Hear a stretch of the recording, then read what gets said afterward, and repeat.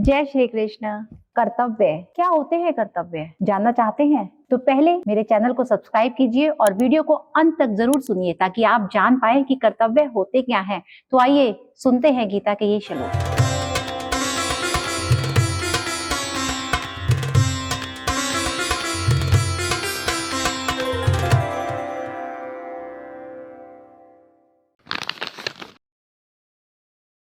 यस्त्वात्मरतिरिव स्यादात्मतश्च मानवः आत्मन्येव च संतुष्टस्य कार्यं न विद्यते। श्री कृष्ण कहते हैं कि जो मनुष्य आत्मा में ही रमन करने वाला होता है, आत्मा में ही तृप्त रहता है, आत्मा से ही संतुष्ट रहता है, उस मनुष्य के लिए कर्तव्य कुछ नहीं होता, क्योंकि वो मनुष्य सत्य को जान चुका होता है। हम सनातन की बात करते हैं तो श्री कृष्ण कहते हैं कि सनातन वही है जो कभी भी झूठ नहीं हो सकता, जो कल भी था, आज भी है और कल भी होगा। और वो क्या है? आत्मा और परमात्मा। और यही सत्य है जिसका आत्मबोध हो जाता है, वो सत्य को जान चुका होता है, वही ज्ञानी होता है और उसके लिए कोई भी कर्तव्य शेष नहीं रहता।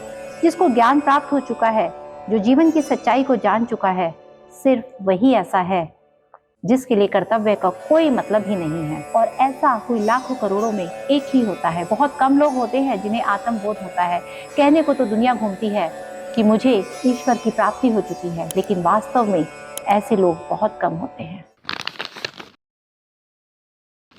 नैव तस्य कृतेनार्थो न कृतेनेह कश्चन न चास्य सर्वभूतेषु कश्चिदर्थव्याप्याश्रयः।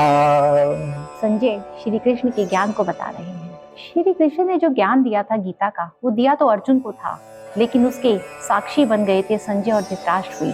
और वहीं बर्बरीक ने भी इस युद्ध को देखा था। तो संजय जो साक्षी बने थे, तो वो आगे बता रहे हैं कि श्री कृष्ण जो ज्ञान दे रहे हैं, ऐसे महापुरुष जो आत्मा को और सत्य को जान चुके हैं, उनके लिए कर्म करने का कोई प्रयोजन ही नहीं रहता। ऐसे महापुरुष कर्म के बंधनों से छूट जाते हैं, क्योंकि ये ज्ञानी इस दुनिया और ईश्वर को समझ चुके हैं। इनका स्वार्थ से कोई मतलब नहीं होता, क्योंकि जो मनुष्य सत्य को जान चुका है, जो मनुष्य जान चुका है कि वास्तव में ईश्वर कौन है, तो उसे ना तो अपनी इंद्रियों से कुछ लेना है, क्योंकि इंद्रियां उसके वश में हैं, क्योंकि वो अपने शरीर पर, अपने मन पर, अपने कर्मेंद्रियों पर, अपने ज्ञानेंद्रियों पर विजय प्राप्त कर चुका है और वो जानता है कि वो एक आत्मा है। इसीलिए वो कर्म और कर्तव्य से दूर जा चुका है। तस्माद् सततं कार्यं कर्म समाचरः आसक्तो ह्याचन्न कर्म परमानोति पुरुषः। श्री कृष्ण कहते हैं, हे अर्जुन, तुम अपनी आसक्ति और अपनी इच्छा को छोड़कर हमेशा अपने कर्तव्य, अपने कर्म को ठीक तरीके से करते रहो। अपनी कामनाओं को छोड़ दो, अपनी इच्छा को छोड़ दो, क्योंकि आसक्ति से या लगाव से छूटकर भी अपना कर्म जो करता है, वही मनुष्य परमात्मा को प्राप्त करता है। महाभारत का युद्ध, जो युद्ध हो रहा है, उस युद्ध को दुर्योधन भी कर रहा है, उस युद्ध को भीम भी कर रहा है और उसी युद्ध को अर्जुन भी कर रहा है। लेकिन यहाँ पर देखिए, सबकी मंशा अलग अलग है। जो युद्ध दुर्योधन के द्वारा किया जा रहा है, उसके अंदर जो उसकी मंशा है, जो उसकी कामना है, वो ये है कि राज्य उसको मिल जाए। और जो भीम युद्ध कर रहा है, उसमें उसकी ये इच्छा है, उसकी ये मंशा है, वहाँ उसको द्वेष है, वहाँ उसके अंदर एक शत्रुता का भाव है, क्योंकि वो बदला लेना चाहता है दुर्योधन से, जिन्होंने उसकी पत्नी का तिरस्कार किया था। वो दुशासन को मारना चाहता है, वो दुर्योधन को मारना चाहता है। लेकिन अर्जुन जो अपने हथियार छोड़ चुका है, जो अपने अस्त्र शस्त्र को नीचे रख चुका है, तो यहाँ पर श्री कृष्ण कह रहे हैं कि तुम समर्पण कर दो। और जब अर्जुन समर्पण कर देता है, तो देखिए, दूर से देखने वाले को तो वो युद्ध ही नजर आता है, लेकिन सबकी मंशा अलग होने से कर्म कितना भिन्न हो जाता है। कर्मण्येव हि संसिद्धि मा स्थिता जनकादयः लोक संग्रहमेवापि संपस्य कर्तुमर्हसि। बहुत से ऐसे लोग हैं जो कर्म करते हुए ही परम सिद्धि को प्राप्त हुए हैं। बहुत से ज्ञानी महापुरुष तो ऐसे होते हैं जो आत्मा की सच्चाई को पहचान जाते हैं, लेकिन बाकी लोगों के लिए अगर उन्हें जीवन में कुछ करना है तो सिर्फ कर्म ही एक रास्ता है। बहुत सारे सन्यासी संन्यास लेकर बैठ जाते हैं, चले जाते हैं जंगलों में अपने कर्मों से विमुख होकर। क्या वो वैराग्य को हासिल कर लेते हैं? क्या वो ईश्वर को पा लेते हैं? नहीं। आप सांसारिक जीवन में रहते हुए भी ईश्वर को पा सकते हैं। यदि आपके कर्म पूरे हो गए हैं तो आप अपने जीवन को दूसरों की सेवा में लगा दीजिए, और ये भी तो एक कर्म है। आपको ईश्वर ऐसे प्राप्त होगा। सब कुछ छोड़कर ईश्वर कभी नहीं मिलता। ईश्वर उसी को मिलता है जो सबके बीच में रहते हुए, सभी समस्याओं को झेलते हुए अपना आत्मबोध करता है, सबकी सेवा करता है और निस्वार्थ भाव से अपना कर्म करता है। वास्तव में परमात्मा की प्राप्ति उसी आत्मा को होती है।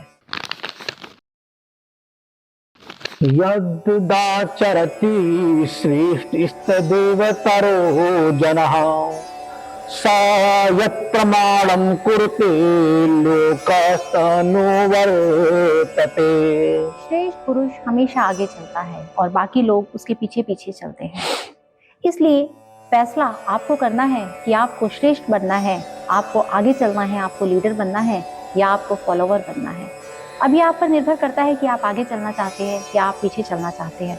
श्री कृष्ण कहते हैं कि श्रेष्ठ पुरुष जैसा आचरण करता है उसके पीछे चलने वाले लोग भी वैसा ही आचरण करते हैं, उसी को फॉलो करते हैं। तो लीडर के लिए ये बहुत ज़रूरी हो जाता है कि वो इस तरह का आचरण करे कि उसको फॉलो करने वाले लोग भी उसको अच्छे से फॉलो कर पाएँ। यदि वही अच्छे से कार्य नहीं कर पाएगा तो उसको फॉलो करने वाले लोग भी अच्छे से कार्य नहीं कर पाएंगे। किसी भी क्षेत्र में ऐसे लोग होते हैं जो उसमें सर्वश्रेष्ठ होते हैं और पूरी दुनिया उन्हीं के जैसा करने की कोशिश करती है। तो जो आदर्श होता है उसी का अनुसरण किया जाता है। तो राम मर्यादा पुरुषोत्तम थे, उन्हीं का अनुसरण पूरी दुनिया करती है। श्री कृष्ण, उन्हीं का अनुसरण किया जाता है। तो वही श्री कृष्ण अर्जुन को कह रहे हैं कि ऐसा कार्य करो जिससे तुम्हें युगों युगों तक याद रखा जा सके। कोई तुम्हें ये ना कहे कि अर्जुन ने तो हार कर शस्त्र नीचे रख दिए थे। न मे पार्थस्थिति कर्तव्यं त्रिलोकेषु किंचन नानवाप्यं वाप्तव्यं वर्त एव च कर्मणि। गीता अध्याय 3 का श्लोक 22 पूरी गीता का सार छिपा है इस श्लोक में। यहाँ श्री कृष्ण अर्जुन को कह रहे हैं कि इस पूरी दुनिया में, इस पूरे ब्रह्मांड में ऐसा कुछ भी नहीं है जो मेरे लिए बचा हो, शेष बचा हो। अगर मैं इसके बाद रुक जाऊं तो ये सृष्टि कैसे चलेगी? मैं इस सृष्टि के संचालन के लिए कर्म करता हूँ। ऐसी कोई भी चीज़ नहीं है जिसे मैं पा नहीं सकता, जिसे मैं हासिल नहीं कर सकता, लेकिन फिर भी मैं कर्म करता हूँ। जब मैं कर्म करता हूँ तो तुम कर्म विमुख कैसे हो सकते हो? मैं बार बार मानव कल्याण के लिए इस धरती पर मानव रूप में अवतरित होता हूँ और मानव जन्म में मैं वो सब कुछ सहता हूँ जो एक मानव सहता है। और ईश्वर होकर भी मैं अपने कर्मों से विमुख नहीं होता। जब मैं अपने कर्मों को भली भांति कर रहा हूँ तो तुम कर्म विमुख कैसे हो सकते हो? तो इसीलिए हमें भी कभी भी अपने कर्मों से विमुख नहीं होना चाहिए, हमें कभी भी अपने कर्मों से मुंह नहीं मोड़ना चाहिए, क्योंकि हमारे कर्म ही हैं जो हमें हमारे लक्ष्य को, हमारे ध्येय को प्राप्त करवाते हैं। यदि ह्याहरं न वर्तेयं जातु कर्मण्यकृतः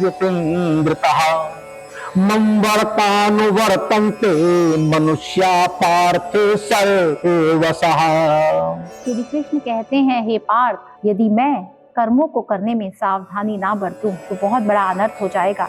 यदि एक दिन दिन की जगह रात हो जाए और रात की जगह दिन हो जाए तो क्या करेंगे? सारी सृष्टि उल्टी पुल्टी हो जाएगी। जहाँ जल चाहिए वहाँ अग्नि पहुँच जाए और जहाँ अग्नि चाहिए वहाँ भगवान जल दे दे तो आप क्या करेंगे? क्या आप चूल्हा जो आप जलाते हैं, जिस पर आप खाना पकाते हैं, उसको पकाने के लिए हमें अग्नि की आवश्यकता होती है, क्या जल से भोजन पकेगा? तो यदि सब कुछ उल्टा पुल्टा हो जाए तो पूरी धरती तहस नहस हो जाएगी। तो श्री कृष्ण अर्जुन को यही समझाने की कोशिश कर रहे हैं कि यदि मैं अपने कर्मों में सावधानी ना बरतूं तो ये सृष्टि कैसे चलेगी?